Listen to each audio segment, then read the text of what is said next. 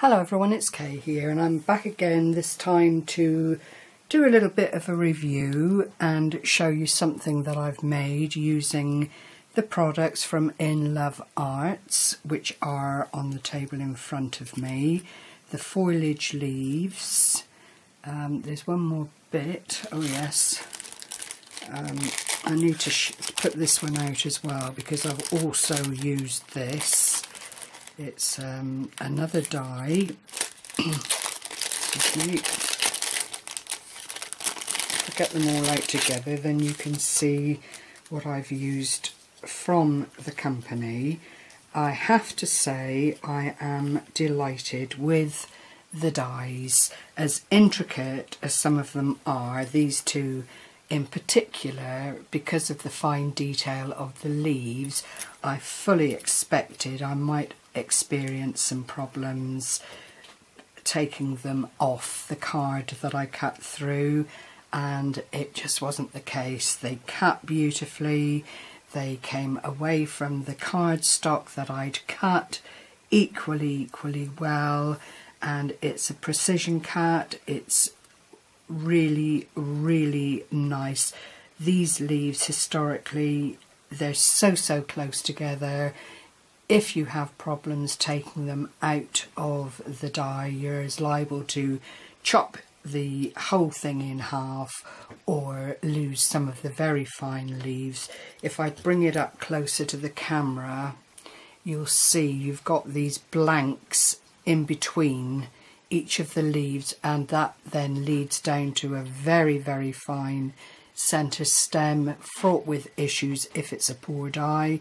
And as I've said, this cut and released beautifully. Same with all the others, no problems whatsoever. Even this one that has got quite a bit of detail on it has beautifully set areas where you can just use your pokey tool to release, and again there is no problem with that on that particular dye. The stamp, as I showed in the previous video, is polymer.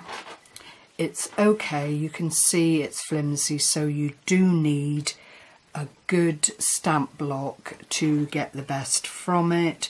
The detail is ultra delicate. This, I would think, I'm not sure, but I don't think that has been stamped, although maybe, but they've used a very strong ink to bring out the design of the stamp onto this acetate, because I've used it and I didn't want a particularly glaring replica of this stamp, but I did want something that would be in the background, so to speak, and I have struggled a little bit with that. I need to try again to use a darker ink that will hopefully show all the beautiful detail on the stamp, because it really is lovely, ideal for background. It's got lots and lots of elements, spots, circles, chevrons, you name it, it's there. Some grid work. It really is very nice, but I think for the project that I've done, because I wanted something quite muted, I've not done it justice, we'll put it that way, which is a lot better than saying that the dye doesn't meet its potential, because clearly it will look better with a stronger ink. So those are the products I used. I've used some stuff out of my stash, as you would do quite normally. These are embellishment components, not items that in their own right would make a project. You need other things to go with them. So what I came up with are 3 tags in a kind of nature theme. That's what I headed toward. The flower is one of my own dyes that I already had, but the leaf, the pretty one, the decorative lattice there, I absolutely adore it. It lent itself to this project really well. I used this card stock out of my stash, and it is embossed and pretty in its own right, but I wanted to keep the colours fresh and together to make it all work. This one's got Dream on the bottom, and then the tiny little brown butterfly is just to marry up the script so it all looks as if it's meant to be. If I bring it up closely, you can see aspects of the background dye there, and you can see why I'm hesitant to say that the stamp isn't very good, because I believe with a different colour of ink it will prove itself to be much more detailed and could be used in a lot of different ways. I've just put some gold around the edge of the tag, backed it on the card so one side is matte and one side is the shimmery way. I used some more of my gold ink, pearlized ink, just to flash across aspects of the tag to just keep that gold theme there.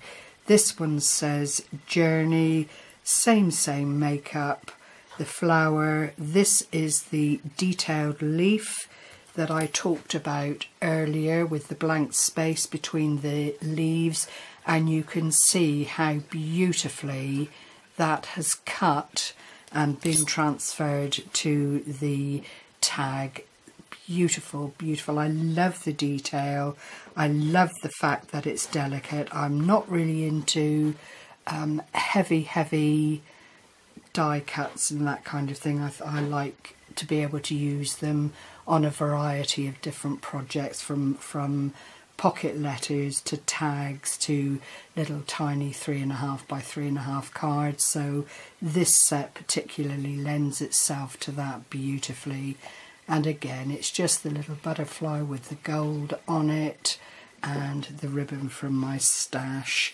But I think you'll agree they are very tasteful, and hopefully if you didn't want to put them on a gift or anything like that, they would look very nice in a botanical styled journal or something of that nature. This is the last one. This is the heavier leaf, and you can see once again it's cut beautifully.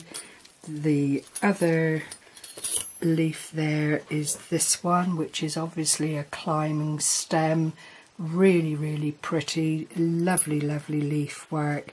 On here I've got Explore, and again just the gems to be in keeping with the gold luster that I've added on the tips of the leaves on both of the dies. So I hope you found seeing what the dies can do helpful. As I've already mentioned, I will leave links below so that you can go and have a look in your own right if you'd like to. The dies are really good, and I think the stamp using a better ink will prove itself to be a lot better than I've found it to be on this particular project. So thank you very much for sharing this time with me. I hope as always you are feeling a little bit inspired, even if it leads you on to making some tags yourself. I've done what I set out to do, and thank you very much for spending this time with me. Take care everyone, happy crafting, bye bye for now.